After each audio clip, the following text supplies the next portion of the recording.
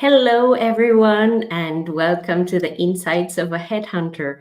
Today, we have a special guest for you, and we will be talking about refuse to burnout with the magic of imperfect line. So, welcome, Kati Orav.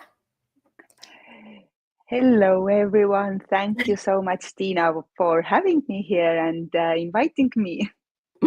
So, I'm so excited to talk to you about visual facilitation. But for people who don't know you, you are an author and visual facilitation trainer, TEDx speaker. But for other people who just met you now, please introduce you, who you are, and what you do, and where you're based. I'm from Estonia, so I live in very south part of Estonia in a small village, and I think it's one of the nicest and prettiest villages in Estonia. So if you come to Rooge, then you will see it yourself.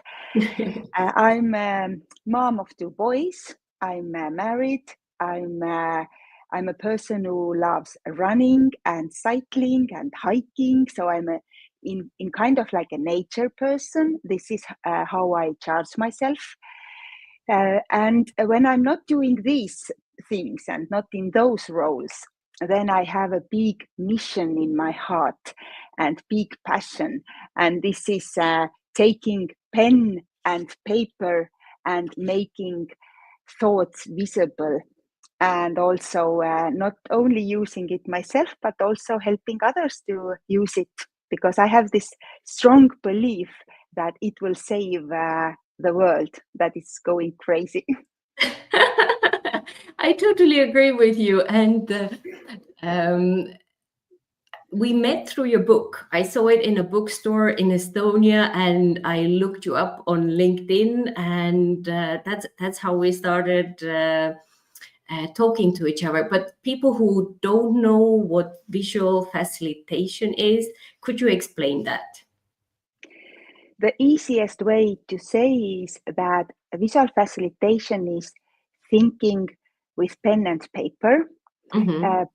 to use different shapes, symbols, metaphor pictures, and also very important, using words to make thoughts and plans visible. It's not just, it's not drawing for art, not at all. If we want to talk about art, then we could say that it's art of thinking, it's art of Mm. cooperation, it's art of setting goals, but it's not art in the sense of that we know about drawing, maybe mostly. And why words are very important is because yes, they say that one picture can say more than 1,000 words, but we can also understand pictures differently. So when we take together words and then we put some pictures here using some shapes, the comics. We all know Mm-hmm. how we understand comics very well. So we always need also this meaning here, so we can put it together and start, making schemes and explaining some things for ourselves or to others. Mm-hmm, mm-hmm. I I think it's very important that you explain um, that it's not about art. So it's really not the competition who is the best drawer, or it doesn't really need to be perfect, because I came in contact with visual facilitation, or it's also called sketch notes in some context, and it really changed my life for the better 4 years ago. So I really want to share that this view that you don't have to be a natural artist to be using visual facilitation. Exactly. And a lot of times when I train visual facilitation, I see that people who don't have any artistic background, like myself, let's say like 10 years ago, I thought that I can't draw. That was something that I didn't do at all, because I thought that I just, suck in it. And I thought, yeah, I will go to run and I can talk and maybe I can write better.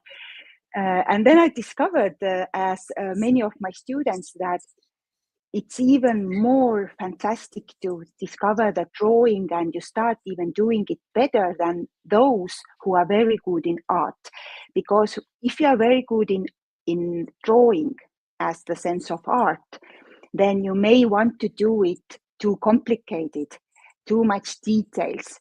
But the let's say the beauty of this technique is simplification.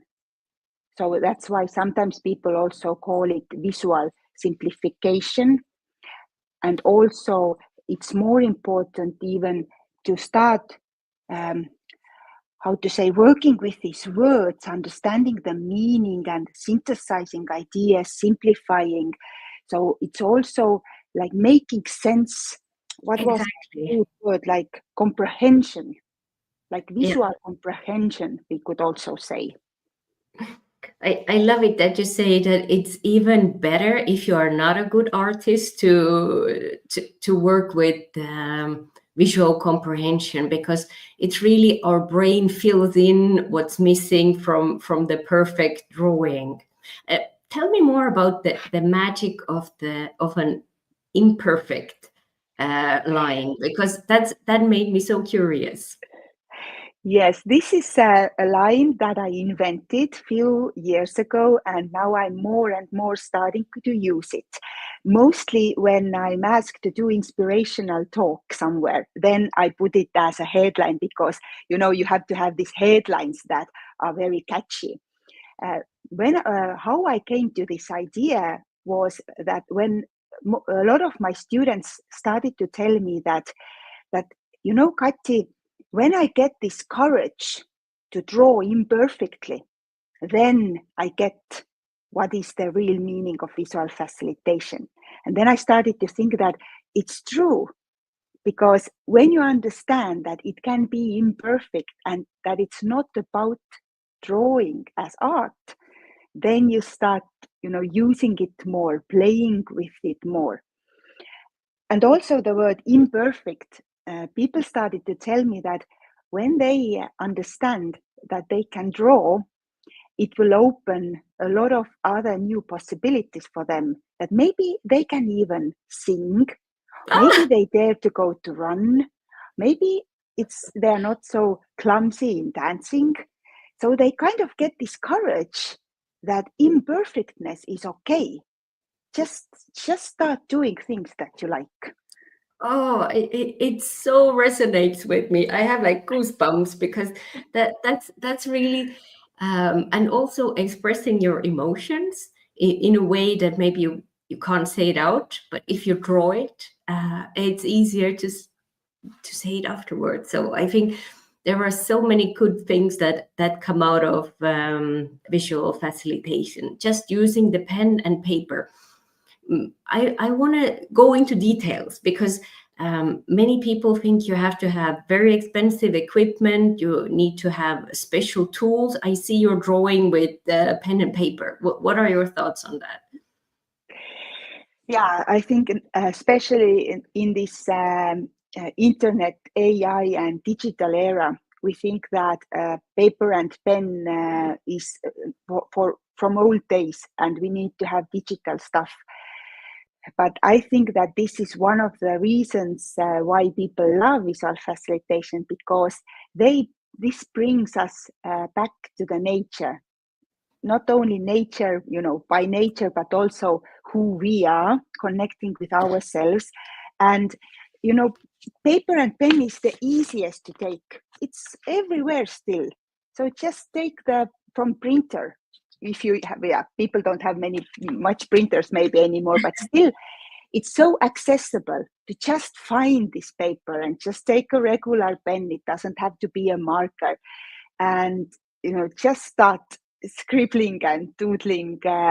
And of course, if you want to do it later in more fancy way, you can always use iPad, or not iPad, but some other pad, digital pad, because it's mostly the act itself It's not even so important. This could also be digital bad here, but how I use my hand now, the connection with hand, head, and heart, this what matters mostly. And you will find pen and paper still everywhere. True. And when I started sketchnoting, I started with pen and paper, and I thought I really need a more fancy equipment, and I bought this. It's a 200 euro pen that comes with my laptop, and I can turn it upside down, so it's like a notepad. It's like, no, I don't even use it. Like, I illustrated 2 books by hand on paper. So it's really about your preferences. You don't have to have very fancy tools to start with if you want to do it later, but to start with, that's not necessary. Exactly. What I'm fascinated about as well is the topic of burnout, and how that combines with visual facilitation, because it's not obvious to me. Yeah. So when we go to burnout, can I tell a little story, or I will ask you a few questions? Maybe you know the story. If we take a frog and we will put the frog in the boiling water, what happens? What do you think? Well, the frog jumps out. Exactly, not the stupid frog. Yeah. But when we put the frog in a cold water and then start slowly heating the water till it's boiling, what happens then? It gets cooked, right? Exactly, because frog doesn't feel that it's getting hotter and hotter, and it's not jumping out. And when we think about this burnout, then people a lot of times sit in the pot that are heating in a slow mode and just waiting to be burned out, or let's say cooked. And it's not a very good thing. It may sound like funny thing, but and what we have to do is we have to start understanding when we are in this cold water and it's getting warmer, when it's time to jump out now. Because it's okay sometimes to be in this water and it's getting a bit hotter, and then it's going colder again. So maybe we have this style to use as well. So we need to prevent the burnout. We need to have the lifestyle. And when I have been researching about burnout and these words like vulnerability, playfulness, imperfectness, what they say is one of the very big reasons why we have the burnout or can have a lot of stress is that we want to be perfect, that we long to do things perfect. I lost you there for a second, Kati. So you were saying that the reason why people burn out is because it comes slowly, meaning that it's not something that happens suddenly. It comes with over a longer period of time.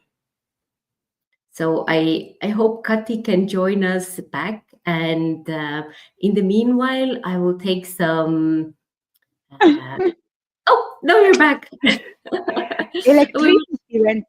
electricity went away, and so the Wi-Fi connection. But luckily, I got my phone here, so I can share the connection. So you see, anything can happen in a live conversation talking about perfect. This is imperfect situations are very good. So, okay, talking about this burnout and preventing it. So this perfectness is a lot of times, I guess you can resonate that when we want to be perfect, then we feel this heaviness of life much more. And one of the ways we could try to be not so perfect is to bring more playfulness in our lives. And I have came to this idea or this approach that using imperfectness with drawing and with our thoughts, daring to play with pen and paper, and not doing it perfectly, and doing it maybe like a 5-year-old, and bringing more playfulness in, we start feeling that we don't have to be so perfect all the time. So this imperfect lying can be the prevention of burnout. So it's, of course, there's other ways, but this is my way. I think it's wonderful because, like you see, things happen in life that we can't expect, but then we just take it and move on. And then I wanted to take some comments from people who are joining us. Jeff Young from Ohio, got my reserved seat, my popcorn ready, ready to learn from Tiina and Kati. Namaste, namaste, Jeff. Thank you so much for joining us. And he's also joining us from YouTube. Oh, we have a fan, Jeff. Greetings to Jeff. Yeah, I hope people who are joining can also try what I'm doing here, because you can see it's how easily I draw. Just the O, upside down U, doing a person. You can always use a stick man, of course. It doesn't matter what you draw, but the way you start playing with ideas. I think people understand, even with the simplest, they fill in the rest. It really symbolizes something, and that's an idea. And we have Gillian Whitney joining us from Texas. Happy to be here to learn from you both about visual facilitation.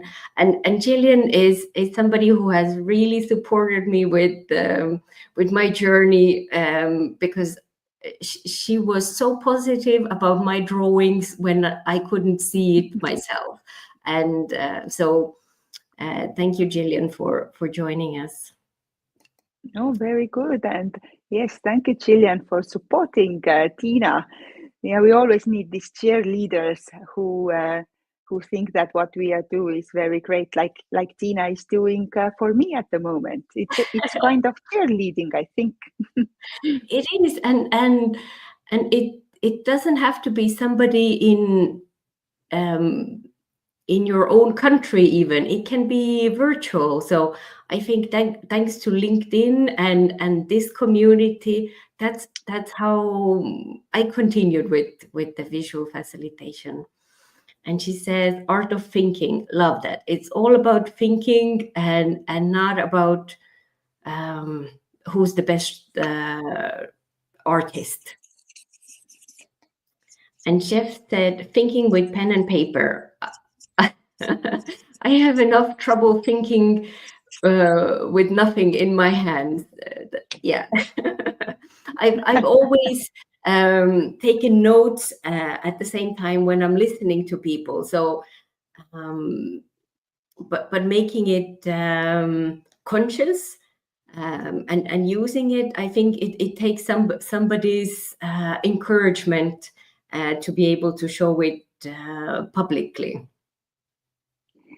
Yes, and coming to Jeff Mark here, that I agree that it takes a little bit, of course, it takes courage to start, but it takes a little practice, because I always take this example that when young people, kids, go to school and first they learn reading and math, and they need to get this, let's say, the letters of math, the numbers, they need to get to know those before they can do something with this. For example, if I tell a grown-up that 2 plus 2 equals 4, you have no thoughts to start writing it down with letters.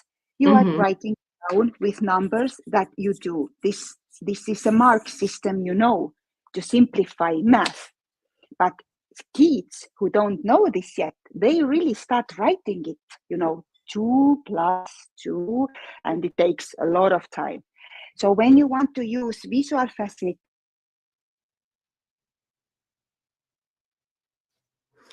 I think we lost you a little bit again. Let me say, we have comments from Stella. She says, Stella da Silva from Oman. I love pen and paper. Yeah, me too. I'm perfectly imperfect and happy with that. I'm so happy that you are here joining us, Stella, because it's wonderful to see you in real time from the other part of the world. And she is saying, "I love your drawings, Tiina. Thank you, Stella. It really means a lot to me because it was." With the encouragement from people from LinkedIn community who said you need to continue drawing and you need to write a book, that really encouraged me to continue on this path.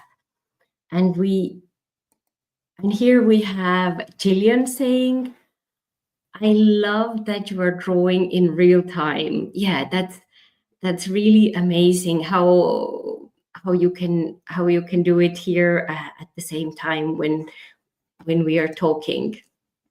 And also Jeff is saying you're doing a great job of drawing in real time. So everyone is in awe.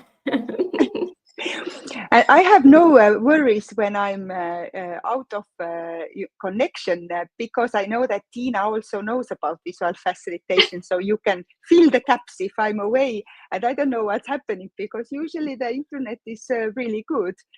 So maybe they want to challenge you that you also, it's a practice that you can talk about it yourself. Exactly. So we were just admiring how you can draw in real time, and yeah, it's a wonderful skill, a learned skill, like you said. Because I didn't know that you didn't come from art background. I thought. I think your drawings are so amazing, but like you said, in the beginning, it looked different, and it's such a relief for me to hear that. Because that was how I started as well. I recently learned to draw a frog because I wanted to tell this story to Estonian community, this program that I'm doing about burnout. And then I was looking from internet, what is the easiest way to draw a frog? And now I know that it contains actually just shapes, a circle, a circle, a circle, and then, okay, a little lines. And then, it's now in my, how I say, I can now use it. So I know how to draw a frog, but I didn't know 3 days ago because I never had a reason to draw a frog. And that's how you start learning this drawing, that if you have eager to draw something, you search it from internet, for example, you look behind the simplest shape and you just copy it. So one of the myths we have about drawing is that we have to draw by heart. No, we don't. We can draw by copying, we can learn by copying, and then we can draw by heart later, those things that we already have in our, let's say, visual vocabulary. Yeah, it's like a picture bank that you have in your head, and that's I always go to the bank as well, or to see what are the suggestion, what is the easiest way, so that people will understand, because everyone sees it's a frog, and Stella da Silva says, like the frog analogy makes sense, and then you have a drawing now. So and Jeff says drawing a frog is now in your muscle memory. Yeah.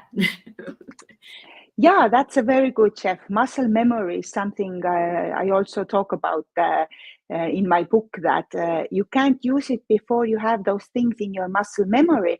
But what is good news is that drawing is part of being a human.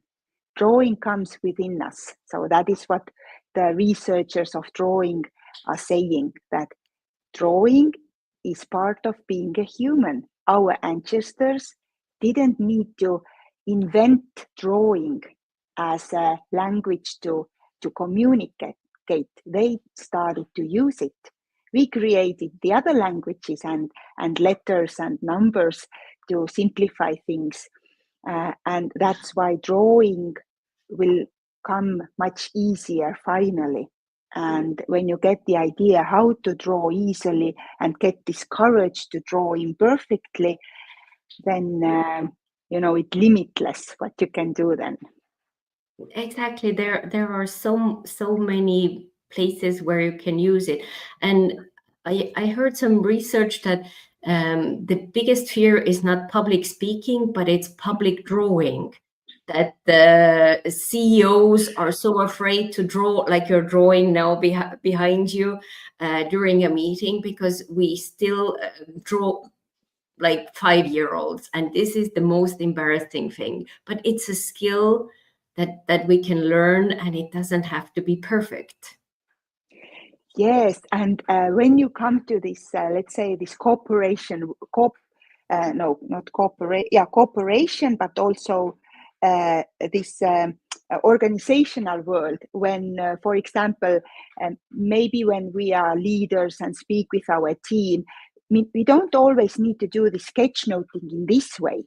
But what is also one beauty of visual facilitation, and what I really love to show every time I speak about it, is creating this kind of like roadmaps. And you can imagine that if you are like having some company strategy and it's in a big paper, and then you start saying that, okay, we are here now, and our 5-year goal is here. And then you identify these things and what is our mission, why we want to have this goal, why we are having this organization at all. And then you start putting these years, like what our strategical goals after 1 year, 2 years, 3 years, 4 years, and everyone can be at the same page and see really this moving and it's not only in organizational world. There is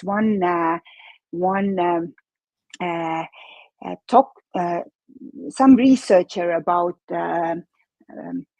art and art therapy. She's saying that our head is a future machine. So we always want to live in the future. We always want to protect the future. That's why we also have a lot of stress, because our thoughts about what to do next, and if I do this, what happens then, and okay, I have to do this tomorrow, and we always think about future, and then we can get crazy. The head is very dangerous place where to live, by the way. And then we start doing this kind of maps about our plans and thoughts, then it also helps us to release the stress, to have more hope in life, to have more hope that future can be better. And I really use it like every month. I do this kind of overview if I have a lot of stuff on my plate, that what I want to do next. And sometimes when I forget why I'm doing it all, then I need to remember that, okay, that's why I'm doing the things, and these are the steps that I need to take now. And also, I think if you get it out of your head on paper, then you don't have to carry it. It takes so much energy. If it's stored somewhere, you have free space to be creative and do other stuff than worry. Exactly. Yes. And you also distance yourself a bit. So it's like, okay, this is here in black and white. Is it true? Wonderful. So for everyone who has joined us, we are coming to the end of this conversation. Stella says, my bosses are always drawing, don't understand most of it, but I guess they are imperfectly perfect drawings. True. Being visual makes the vision real. Yes, you can see it and share it. Exactly. So good comments. And I love this one from Jillian as well. Drawing helps us retain what we are learning. for longer and better. So it's really a good tip to always have pen and paper with you. Yes, by the way, I wrote my master thesis about visual facilitation when I was learning in educational innovation in Tartu University, and it's a very good learning strategy. It's a deep learning strategy, but of course, we have to practice it a bit before we can have it in our muscle and start using it, taking notes directly. So it's that's why I say that sometimes it's good if you start using it for yourself in your own face. No one's deducting that. You can't tell to the teacher that, okay, stop, I need to draw this at the moment. So can you imagine, like 20 students are saying this all the time?